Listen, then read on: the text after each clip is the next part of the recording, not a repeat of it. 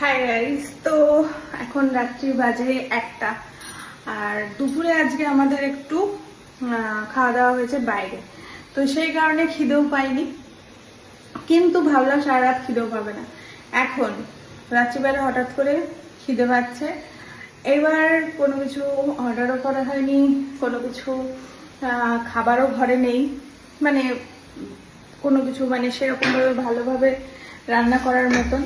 তাই ঘরের মধ্যে যা ছিল তাই দিয়ে পেট পুজো একটু সারতে হলো। এই 1টার সময় এসে রান্না করছি।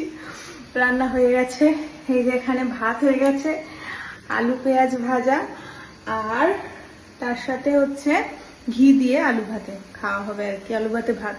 তো আমার তো দারুণ লাগে এই খাবারটা, দারুণ লাগে। তোমাদের কার কার ভালো লাগে?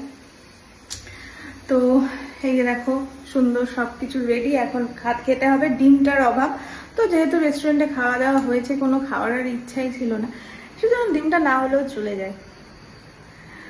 তো চলো, টাটা।